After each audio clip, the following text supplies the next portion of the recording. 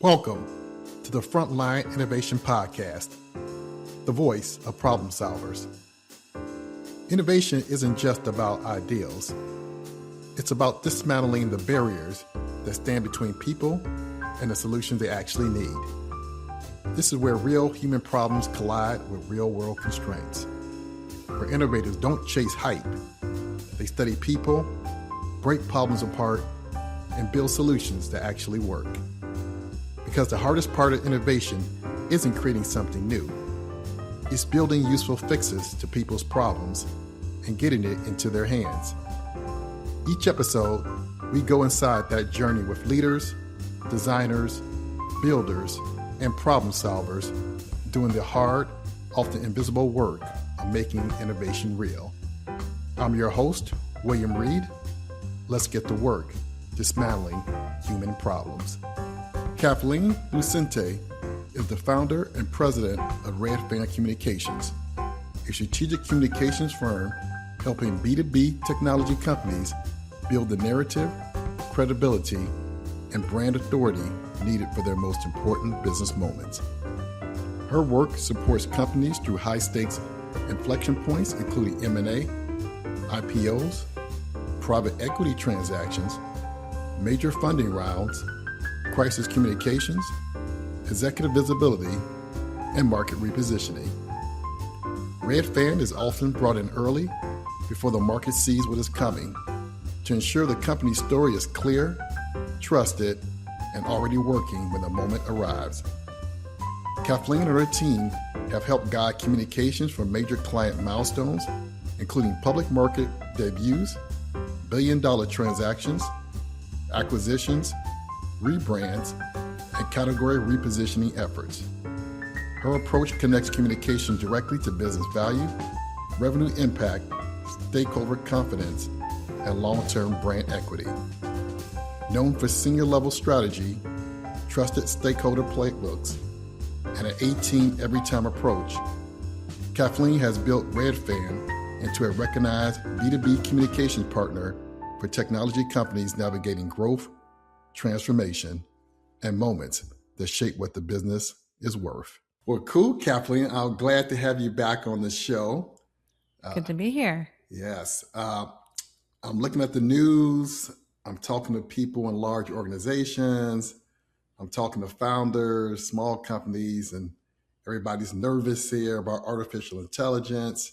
You know, we had these big waves of technology innovation before, but this seems different.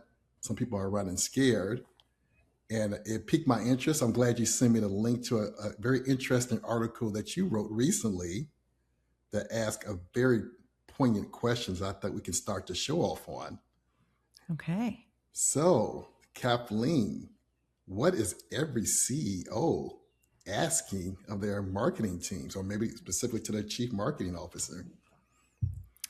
Yeah, what I'm seeing is that chief marketing officers right now are really in the position to educate their C-suite and their board on when and how they can influence AI and get in the driver's seat here versus be in a reactive situation. And unfortunately, I think for many CMOs, they are not as well positioned to be able to answer questions. So they'll come into the office and the CEO will swing by and say, well, I was just doing a search and saw that our competitors are coming up, but we're not. And so they're always in reactive mode. And so what we have found is to truly build a framework where you understand and you're not getting confused. We've outlined 7 specific areas that every CMO needs to understand when it comes to AI. So the first is, really earned media, understanding that a lot of this is the third party data that's out there about you that is really feeding AI. And so that's a lot of what you can influence, whether it's analyst reports, it's, being in the press, it's making sure that your executives have visibility, because a company in the past could go out and put all these ads out there and to kind of lean on those ads.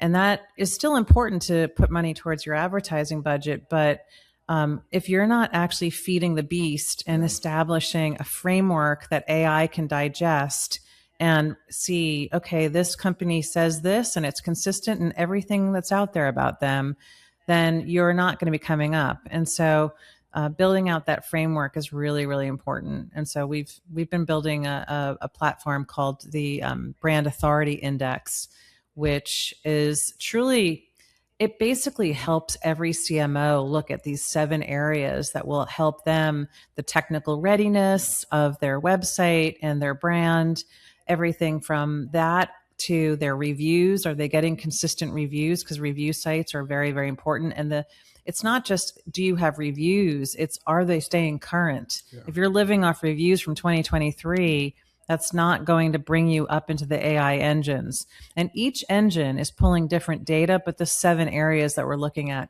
really do make a big difference. So it's important. And that's critical, right? Because the most basic level is you did some work for somebody. They said your team did a great job. Maybe they used your product. Maybe that's good. That's just the tip of the iceberg.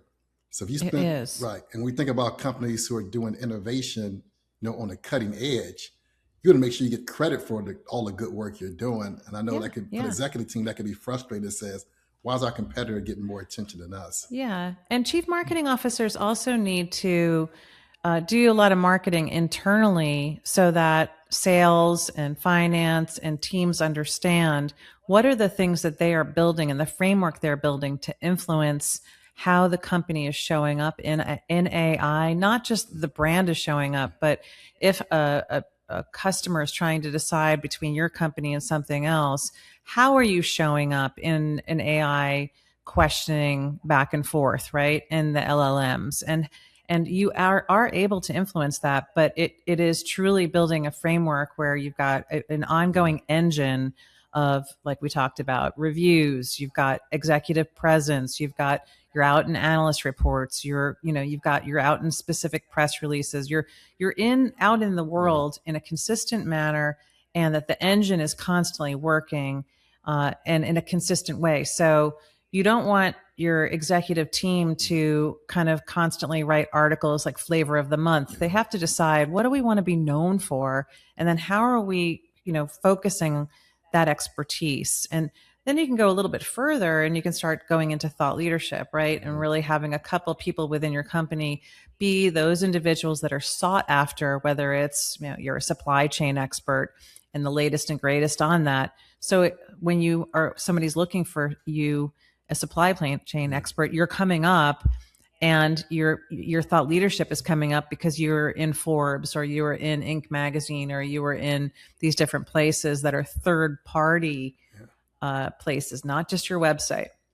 Website is table stakes. Your technical readiness and having that AI and your Figma on your website, all of that has to be done, but that's table stakes. And so it's really important to realize that. So we want to educate CMOs so they are not on their back foot. They truly can, with confidence, talk to any C-suite executive about, this is how we're taking charge here. And that leads to, I think we talked about this before, on that thought leadership is the gold nuggets of people who can evangelize at that executive suite, maybe at the product management suite. But sometimes a lot of companies aren't taking advantage of it. So maybe they hop on a podcast or they do a little quick interview, but they're not putting a lot of thought of like, hey, this person built the solution. Are they ready to get in front of the camera? Or maybe our brand isn't, really stuffy, but maybe they want to be out in the field showing what their solution does. Can we get this 3 or 4 people ready to present them the best light? So talk about that. We got 5 people that could really be great advocates, but they're not really. I mean, a great example would be, when companies are going through different stages, they might initially start with their founder and then their CTO and those types of things. But what you really want to do is start to understand, who are we trying to communicate with? Who are our target customers? What are the pain points they're dealing with on a regular basis? And how are we not just shilling product to them, but how are we thinking differently than our competitors, and really showing that we understand the issues that they're dealing with. We understand, the frustrations they have, and how do we write about that? How do we talk about that? And then how do we provide ideas and solutions for how they can handle handle those frustrations and leap ahead of their competition. And so, everything from what we tend to do is help build what is the company brand narrative, right, versus the competition. So that takes time to build that out. And then I call them the supporting characters.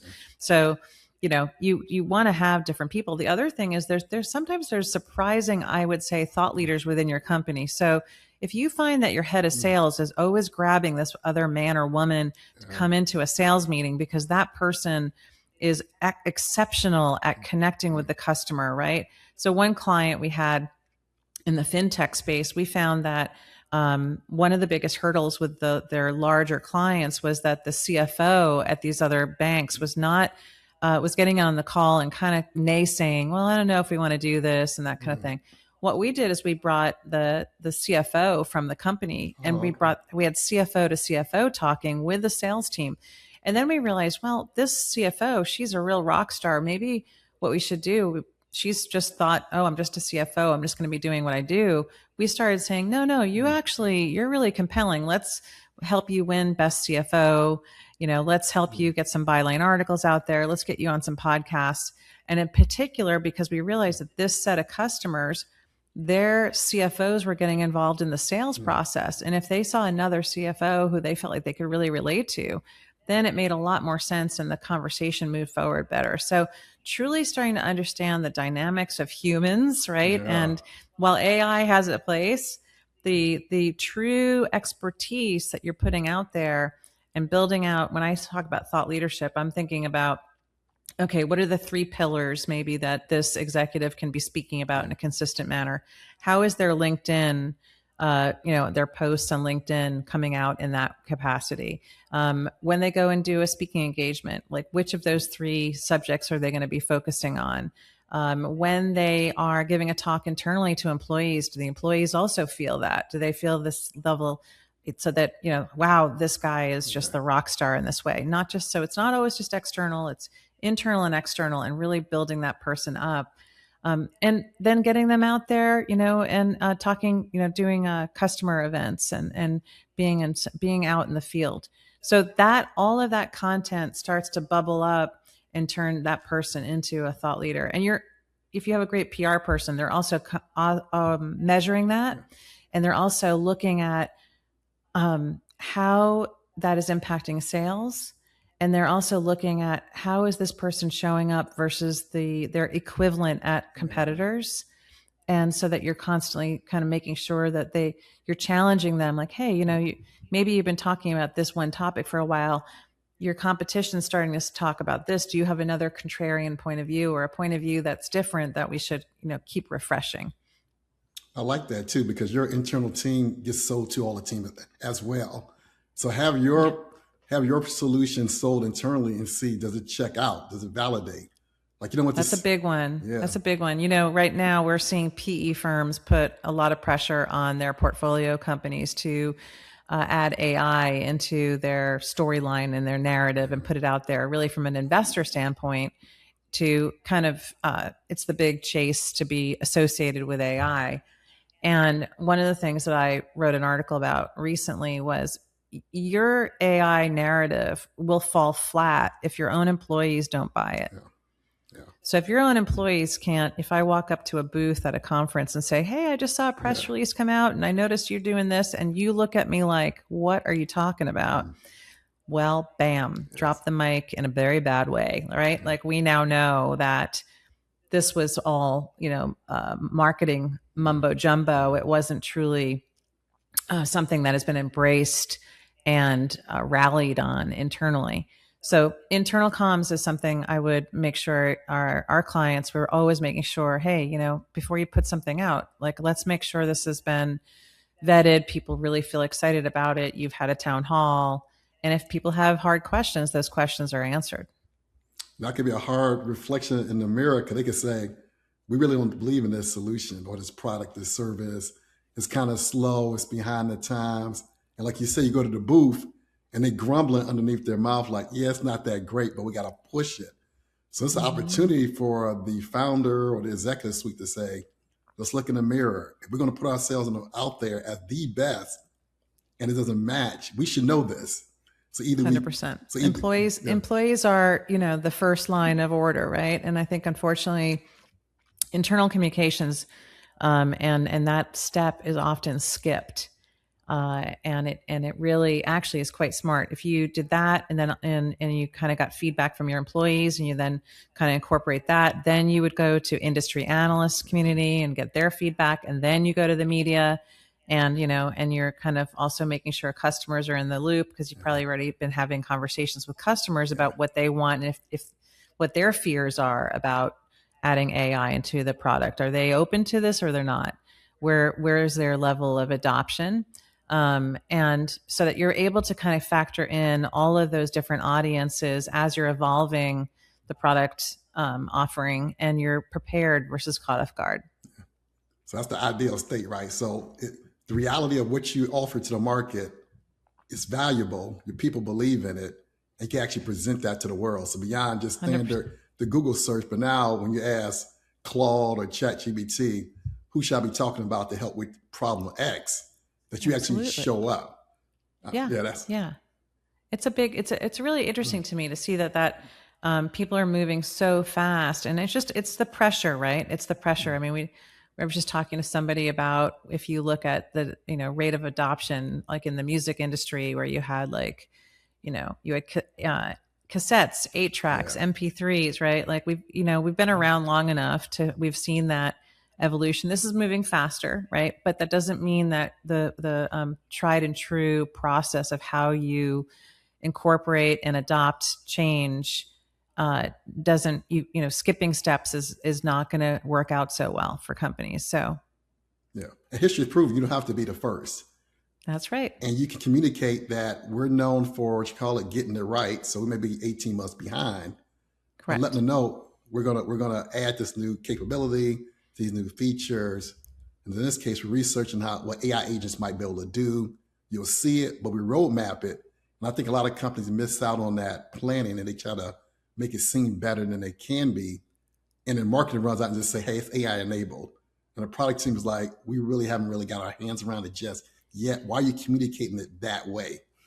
Yeah. I saw the other day a company who was putting that pressure, had that pressure, and somebody went on their website and just added like a quick little section on AI. And I was like, oh gosh, it just feels so tacked on, not really. And so, it's just really unfortunate. I think this gets back to educating and making sure that executives understand that barking orders at the marketing team, it's not going to fix the problem. Like let's sit down and really understand what the problem is, and let's build a solution. So part of what our process is, we call it the position to win method.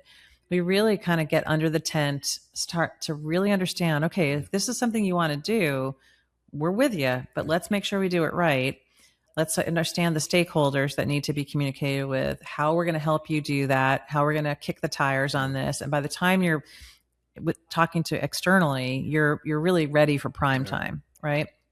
And it doesn't mean it has to be done in a slow, right? It can still be done in a pretty tight, it's got to happen in 30 days or whatever it may be. But we have to do it in a method that it all kind of clicks together, and your reputation stays intact. Yeah, don't break what's working now to try to get out so fast. Right. And you have a certain section of your current customer base who will be happy to experiment, go through some bumps. They'll be happy with that. We love getting beta. We love having feedback from for our clients, to have that feedback, because then that really gives us proof, right? And it's like, I remember back in the days when people would want to rush out an app, and we would say, we want to get this tested first. It's going to be the reviewers are going to be harsh. And we had to really help people understand, like, you put this out and you haven't done some beta testing and really kick you put it in front of a app reviewer, get ready to get shredded, like publicly. So there's a reason why you have these review steps that really work beautifully when you do them in the right cadence. So you can do it fast, or you can do it right. Exactly. That's right. And you can have a mess to clean up or no mess to clean up. Yes. It's one or the other. The money's getting spent one way or the other. So let's just do it right. And especially for some of these very large purchases, it's not like people are going to, be buying it every like week or so. You may No. experiment, but it may take them a 6 month, 9 months to evaluate. Yeah. So that Yeah. means you don't need to necessarily rush it, but you do No. need to No. make sure you lock in on unmet needs. What problems aren't we addressing with current capabilities? Oh, by the way, if AI is going to help us with something new, make sure you tell me what AI in particular is going to fix, as opposed to something what AI could potentially do. And that would, I think, Yeah. frustrate some prospects out there.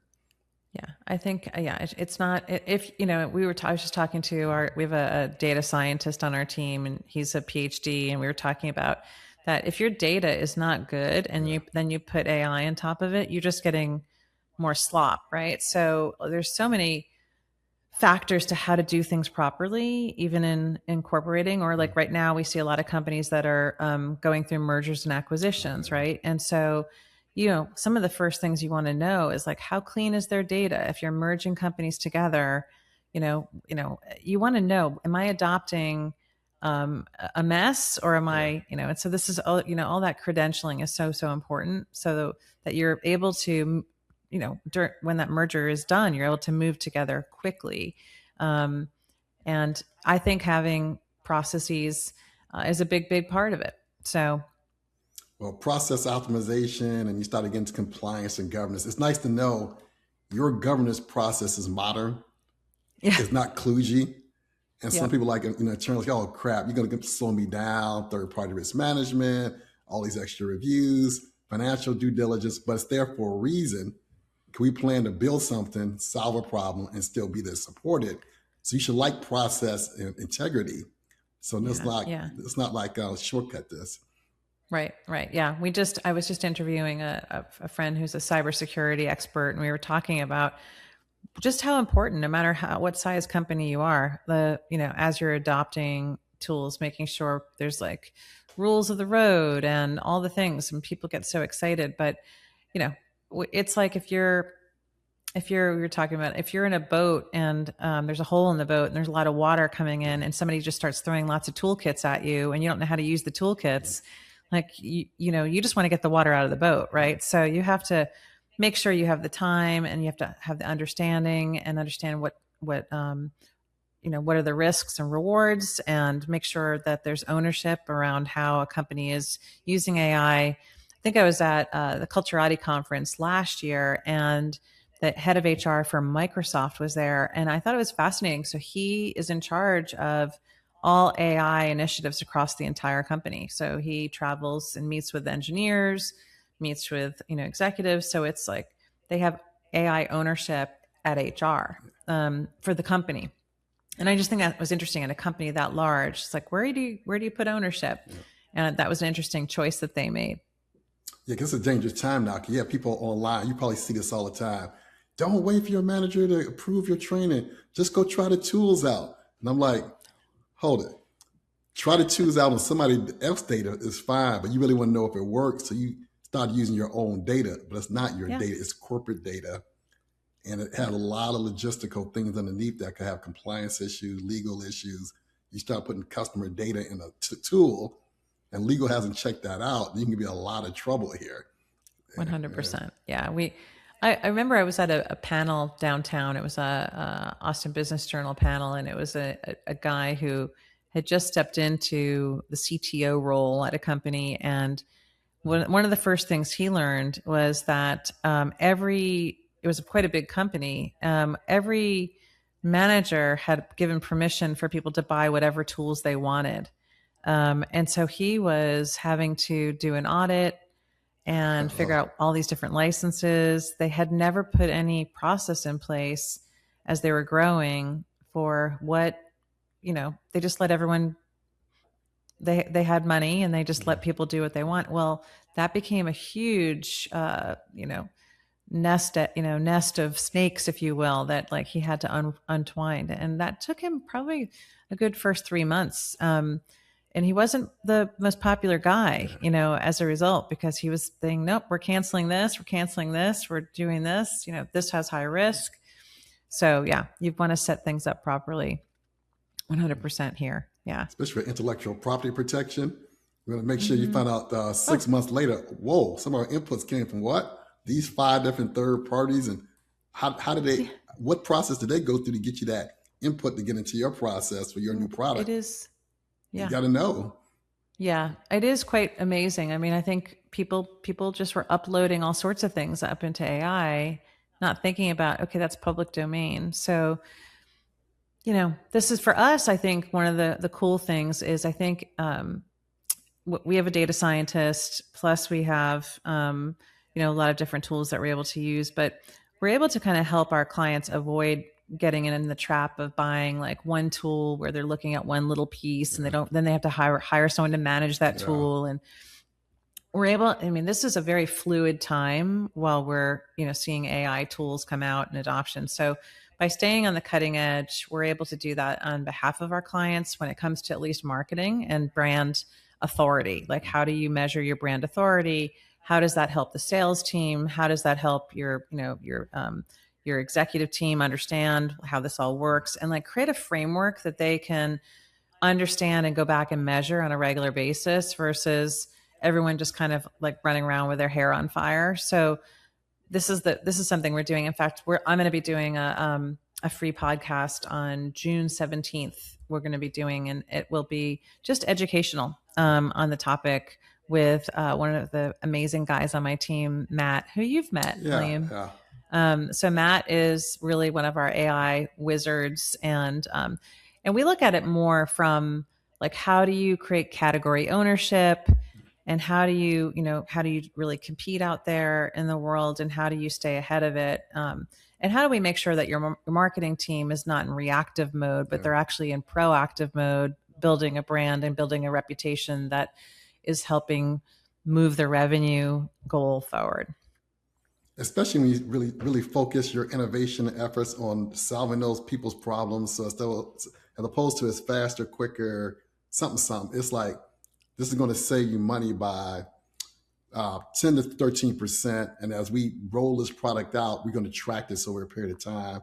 We'll go back to these customers and say, did it actually do what it says it did? Yes, it does. It saves X amount of money, saves X amount of time. And that's just a natural story for everybody to tell, as opposed to say, it's going to be faster, which is more of the capability side, but not really the impact side on the organization or the actual people. Yeah, that's an interesting subject too. I think that a lot of B2B tech companies really struggle to get fresh customer testimonials and fresh customer case studies. And, I was thinking about that the other day. There's the tension of like the customer relationship manager not wanting marketing to talk to the customer, and building that trust internally between marketing and the customer relationship managers is so important. I feel like the C-suite should be encouraging that, and also rewarding when that comes together beautifully, versus allowing that tension to show up and just continue to like lag. So every quarter there should be, new customer testimonials. There should be new customer case studies, right? And because all of that is, tools for the sales team to be using. It creates authority. It demonstrates, third party. Someone hits your website, they're like, oh, look, a new case studies, new examples. If you're out talking to the press, you're able to then talk about like, oh, we just worked with this customer, and they're a rock star because they made these decisions. So you're constantly making your customer look like great. It's not so much about you, but everyone wins in that way, and building that trust. And when I was a high tech journalist, I found a lot of times I'd be asking the person I was interviewing, can I speak to a few of your customers? And they'd be like, some of them were ready right away, but quite a few were not. And a lot of them would say, oh, well, it's a bank or it's a major insurance company. I don't know if they want to say their name. And I'd say, well, there are different ways to do case studies. Like, I'm happy to write about it without naming the company. If it's that, as long as you give me enough information, I'm happy to keep the level of privacy. So really helping kind of get over that hurdle. For some reason, I would say a lot of companies really struggle with that. And I did an article on this recently too, just how to get over the hump, right?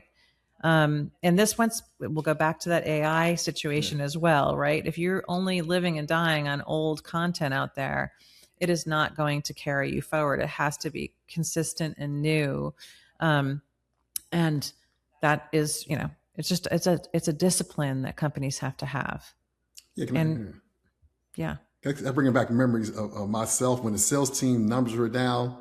Then they would push on the top, go get those testimonials. But it always kludgy. It wasn't like a natural process. So we engaged, we sold you something, you bought it, and we think you're happy, right? So it's this whole process we put around it like it's something special. It's like we baked you a cake and we say it tastes good, it's sweet and savory. Is it sweet and savory? Yes. Yeah. Can you just say it on camera? Oh, thank you. It confirms what we did all this work to do. But people are making it so difficult. It's like, is it not delivering what we think it's delivered? Let us know so we can improve it. Yeah, I think that gets back to the relationship, like client relationships. Are we really serving the client? What's the client journey, right? And how are we these customers, relationship managers and marketing together saying, okay, the deal is done, the delivery has been made.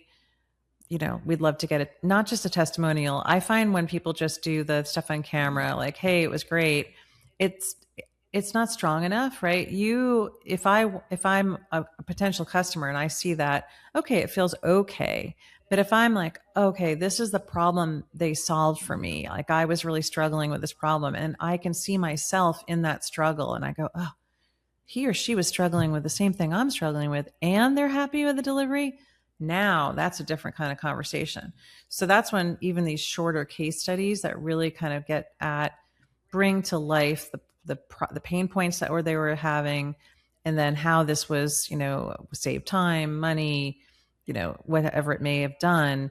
And also what the relationship is like going forward. How, not only that, do I trust that I can call them anytime, right? And so a lot of these companies say they're customer centric, but then you're not seeing those types of customer stories. You can say that, but the world is going to see the truth on your website, in the articles that you have out there, how people are speaking about you. So I think that once again, it's a discipline, but it can't just be the marketing team. It's the marketing, it's the CEO who says, this is like a mandate. I want to see this on a regular basis. And this kind of collaboration is necessary versus you all do your own thing, hang out in your silos and get mad at each other when things aren't working out. That doesn't work for anybody. It just doesn't. I know. I'm going to start the CEO actually using the products. So it's like, hey, what kind of car you drive? Or what type of financial services do you do? What type of gym do you go to? And when they say it's theirs, oh, that's a huge difference versus, no, man, I don't drive my own product. I don't use it. We want to hear that it's actually easy. Next, you're about to say, yeah, onboard is easy. And they say 3 to 5 days. I have some friends who have worked at major automotive companies, and everyone is expected to drive the vehicles, right? Like you don't just say, okay, I'm not going to drive an American car. I'm only going to drive a foreign car or whatever it may be. Yeah. You're expected to walk the walk. It's part of what it should be. Yeah, you should be able to give feedback and improve it. Right. Cause like 3 years from now, the things they complained about internally, you should have been able to address it. You had enough time to address it. 100%. But if you're still saying after 5 years, 6 years, I still don't want to drive it. Why not? What's wrong with it? You're trying to sell it to other people. What are you trying to tell us? No, I guess that was like the McDonald's CEO the other day. That kind of still a meme. I don't think it's going away anytime soon. You can't. I'm not saying that you should be eating the product every day, but I think you should look like you have some joy on your face when you're sitting down. Yes, because you're at top echelon, right? You have the labs, you have the people doing the research. You have all this time in the background to figure out what the best thing to put in front of you. If you're telling me the thing they put in front of you is like you never tried, it's like, why have you not tried it? Are you just like managing some financial numbers but not actually enjoying the product? Well, that's a big one, right? This is when I was talking about executive visibility, right? And the latest 2 generations, they're really, really particular in working with brands where executives are visible and engaged in the brand. They're not just figureheads.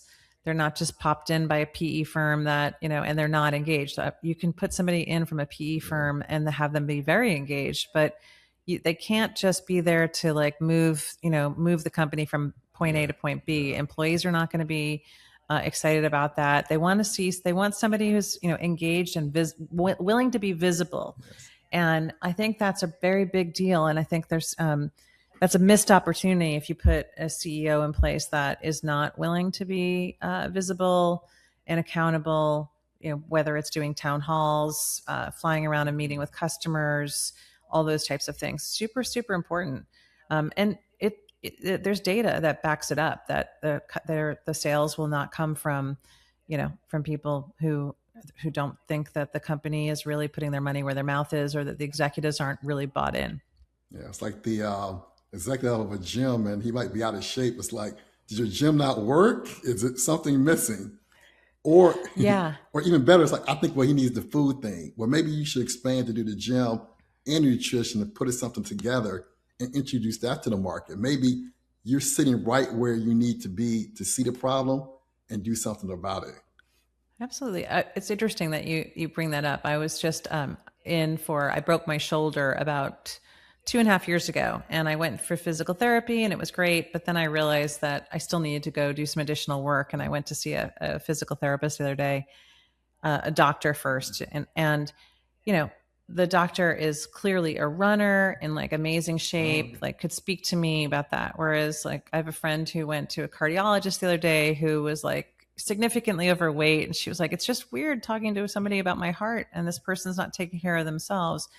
So there is, we make judgments, right? And so it is what it is. We have to embody what it is we're selling, and we need to be, authentic and walk the walk. Yeah.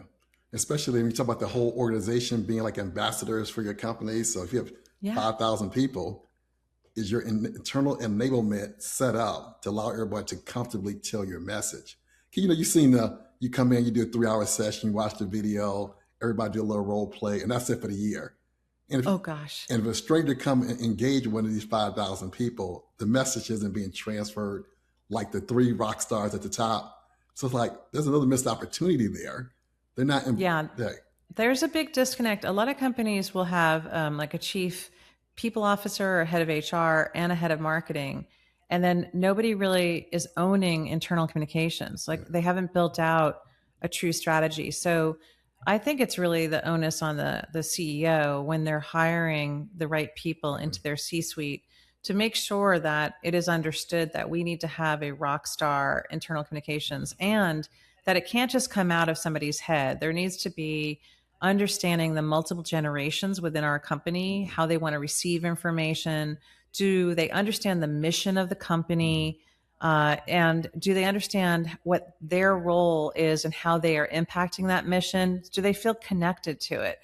And I think there's really good ways to do that. But if you have people who are it's just a job, I'm here, and I don't really, or you do a survey and they don't even know what the mission is. They've never met the CEO.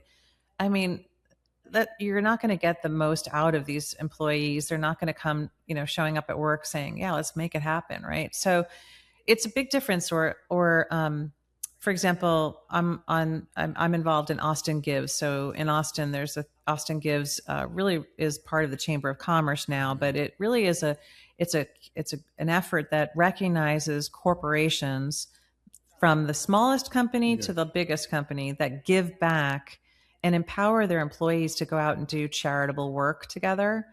So, what I have found is employees want to work for those types of companies, right? They're like, yeah, my CEO values us taking time off to go do work together, whether it's for the Ronald McDonald House or anything like that. Yeah. And this gets back to, what is the culture you're building? How are you really showing up in your community, both in maybe the vertical that you're serving, but also physically in the community that you are in and your employees are part of. And I think that's just incredibly important to build a culture. And that's very misunderstood, I think, by, some companies have just done phenomenal jobs of it. But the award submissions that we see coming in are so compelling. I remember one year it was a husband and wife that owned a printing company, and they had no turnover in their employees for the last 20 years. Oh, wow. 20. They had given back 75% of their earnings, they gave back to charity every year. And they were a little company that nobody in town knew who they were. And we had them up on stage and they were so proud, and they became a role model for other companies that were trying to think about, okay, how do we give back? Because you have other companies like credit unions. That's part of what they're supposed to be doing. It's part of their DNA, which is great. Some are doing it much better than others. But those are that kind of starts to build a little bit more than, hey, we're just here to do work. We actually are part of like a culture that is giving back. And I think when you have CEOs that get involved in that and value that, it's important. I did that at JP Morgan. I helped rebuild our philanthropy effort across 18 countries in Asia Pacific. And I said, hey, we're not just sending junior people out to do things. We're going to have the top executives are going to be physically out doing these things, right? And they brought their families, and it really also created a bonding within the company, and a sense of like, oh, we're all in this together and we're giving back. And then when you go do your work, where you actually have to go talk to a customer, you've already done some stuff together, right? You've got this different relationship. So, yeah. And it makes it easy to engage with people where you don't have to go prep.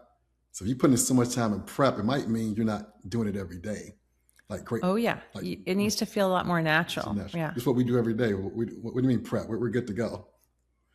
Well, and even this gets back to that framework, right? If you're a CEO, there should be a framework for how you're communicating with employees that is consistent. Like every quarter, you're sitting down.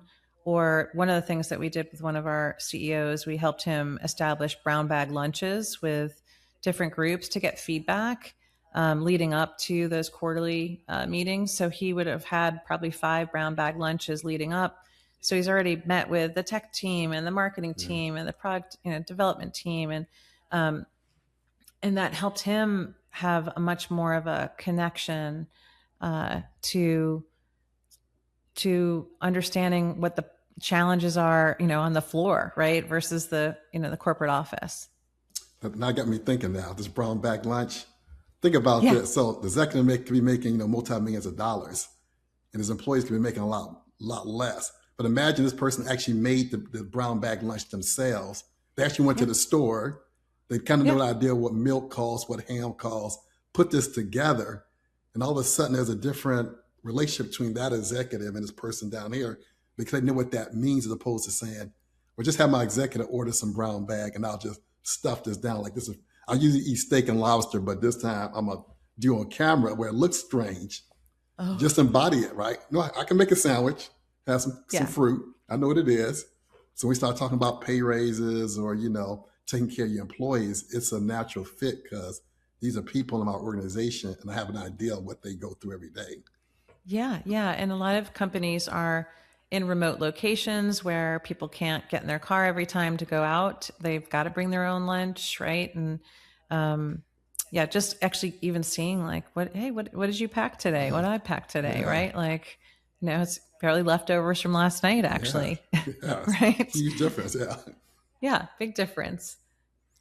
Now, when we talk about innovation, there's a lot of different elements where something can break down. It could be the company doesn't understand the problem well enough, so they built the wrong thing. Or it could be we built the right thing, but we can't get our message out in this crowded space. So it could be kind of a combination of it, right? So maybe the product's great, but customer support is kind of shaky. So the impression to the customer is it's not a good company. Or customer support's great, but maybe development is lagging behind in the background. So let's talk about this leadership challenge, right? Because you really need to talk about this end-to-end organization that's running very well. So all the different components put together, and we get to eventually what we, like you probably guys call in your industry, what is the brand? What is people going to say when you're not in the room? So they say, hey, their customer support is just horrible. We can't use this product. Right. That's not a marketing problem, right? That's not the salesperson. That's a different part of the organization. But the executive team got to be on top of that. Yeah, yeah. I mean, I think there's a lot of questions within that, right? So some of the things that I've seen. So I've been in the high tech industry. Oh my goodness, probably since, well, like I mentioned, I was a high tech journalist up in Boston, and then I, was working in my first PR firm probably in '93. I started flying down to Austin, Texas, and one of the things I would say is really understanding what customers are needing. A lot of times, working with engineers, they're building something without the feedback of what the customer really needs or the competitive analysis.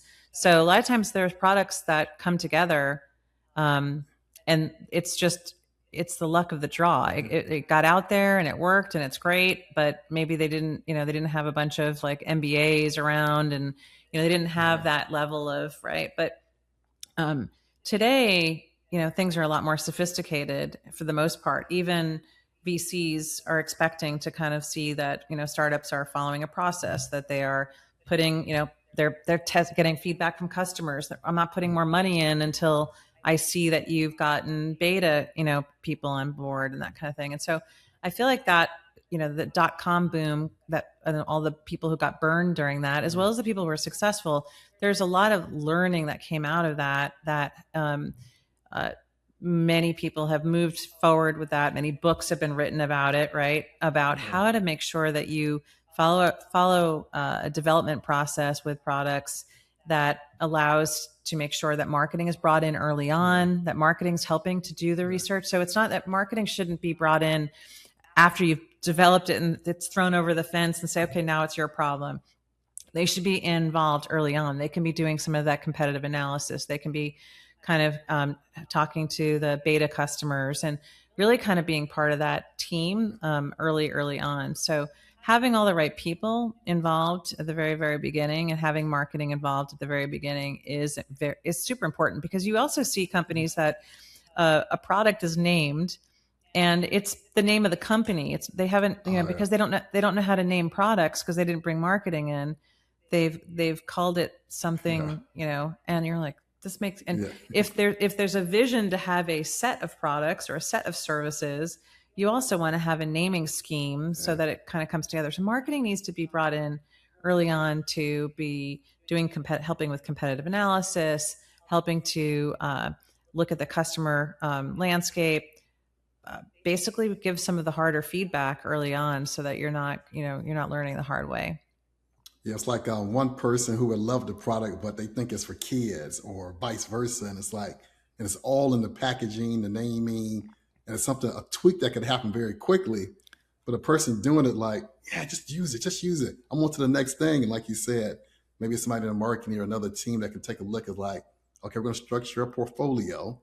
We're going to roll out some cool naming. We did some research on what the kids might like to call it versus the adults or something else like that, which can be very advantageous. Yeah. I think there's just so many, ways to do things that if you do it the proper way. So it's funny because, I helped at JP Morgan, we had products that we developed for ourselves, right? Maybe it was a derivatives platform or something like that. And then I was part of Lab Morgan, where we helped to spin that off as a separate company.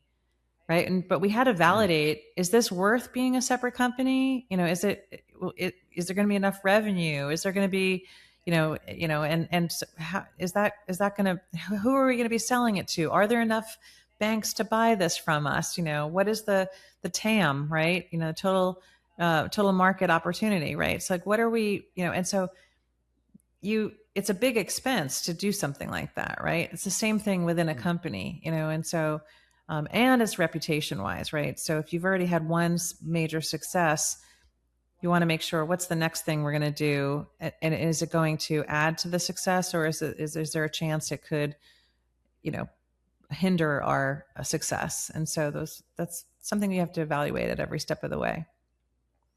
Now, one thing I know, a lot of people have the built-in marketing team, but not everybody does PR, right? They may do a little of PR, they may do a little bit from the outside source, but what do you think maybe some of the biggest misconceptions are around public relations and some people not taking full advantage of it?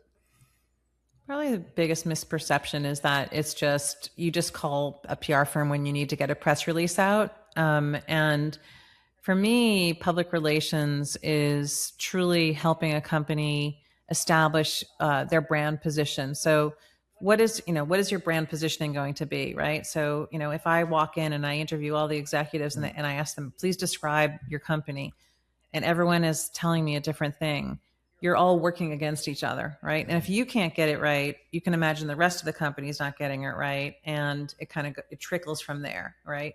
On top of the fact that if you don't get your brand positioning really, really strong, and that is, what we do is we do interviews with all the executives. We interview customers. We then we do competitive analysis. We then come back and say, here's what your competition's doing. Here's what you're doing truly uniquely different. And here's how we can write about it, and how you can speak about it, and how your website should be conveying it. So it's very foundational. So that's the foundational part. That's why what we do is we embed ourselves within the company and really get that. Through that process, we are also figuring out who are going to be the primary spokespeople. We've just interviewed all these executives, right? And we're able to say to the CEO, we think these 3 people are going to be really, really great for the next 6 to 9 months. Let's focus on them as your primary spokespeople and start to build up this company. Then let's build out, what are the product launches, and build out an entire 12-month plan that's going to help support sales goals. So we're looking at what's your revenue goals, and then what are the things we can do each quarter to support that. And so that's a very different way to think about, PR. And then you can add on to that, William, okay, let's also do an analysis of where your brand shows up in AI. Or if you're a new company and you're just starting, how do we make sure you set the foundation right to begin with, so you're not having to go back and fix things? And so we're able to help them do all those things, which is key. And I guess the other part would be most of these companies are building towards some kind of exit, right? So we're helping to build that brand equity, so that if they're hoping to get acquired, they get the price that they want. Or if they're hoping to grow through acquiring other companies, they're the one who is the attractor to buy those companies. Or if they want to go public on the New York Stock Exchange or NASDAQ or our Texas exchange, we're able to build the pipe that helps them get there. And we've helped do that with Hyliion and Q2 Holdings and a number of other companies. So it's a real strategic advantage when you think about public relations, but unfortunately, a lot of people think about it in a much more simplified fashion. Thinking more tactical or just short range, Mm-hmm. Yeah. I mean, and you can certainly work with a PR firm on a project that works too. But if you're really trying to build the engine that is going to establish the brand authority that you're hoping for, you have to either hire people internally. And in many cases, you have to have internal and external working together to kind of really pump up the volume.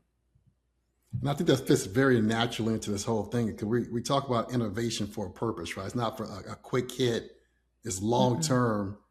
And if the executive team doesn't get the business model right, if they don't get the branding right, then you won't have healthy financials to be able to support your ability to make the products right, to deliver, to support it on an ongoing basis. So these are critical components here. So I really think it's a good reminder for everybody, doing some forethought, being strategic, sometimes pausing just a little bit is going to be helpful down the line. Yeah. I also think that, like I said, I worked at IBM Research for a while, and a lot of times some of the coolest, nerdiest people, sometimes marketing or executives are afraid, like, oh, I don't know, that guy or that woman, I don't know if she's ready for prime time.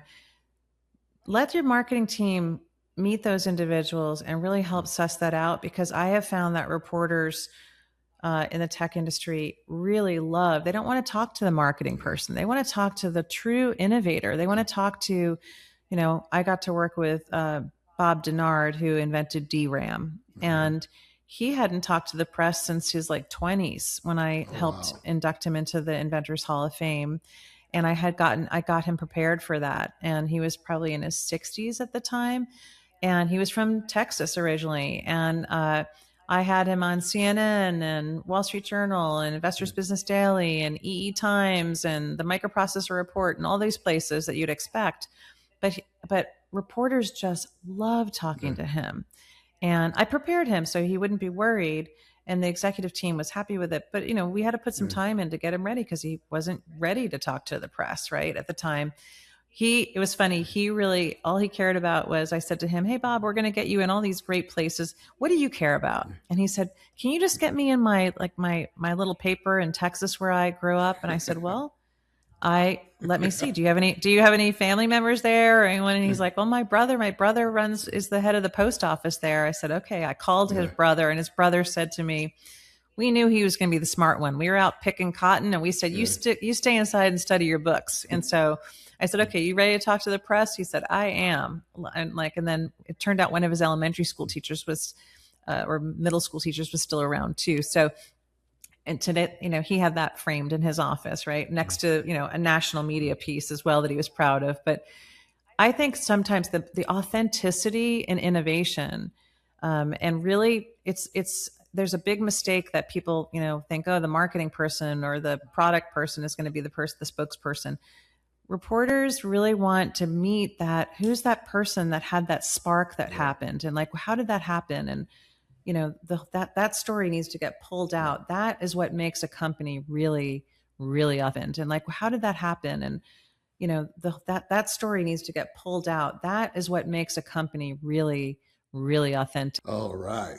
Anything we haven't covered that you wanted to mention before we close out? I think that really rethinking how you're using public relations and media relations is so important for companies. I think the C-suite needs to sit down with marketing to really understand, what are we doing to impact AI, and how are we bringing the entire C-suite into that conversation, so that and marketing is also very responsible for educating the C-suite on this too, so they're not getting asked questions every week and getting pulled off guard. I think there's truly a framework that can be put in place. And I also believe that that's just true in terms of how you report to a board every quarter, that the PR and marketing team should have a very clear standard way of reporting that shows, here's how we're showing up in AI, and this is what we're doing, so that when sales calls up and says, "Hey, our leads are coming from Claude or Gemini," you can say, "Yeah, because that's what we're doing over here in marketing. That we're impacting that." And connecting those dots is really important, so that it becomes a partnership, not a tense, "Oh, you're not doing anything for us." Well, all that content out there and that third-party content and all that work happening, that is putting you into the AI sphere and making sure that your company is not only just showing up, but showing up as intelligent organization that should be sought after.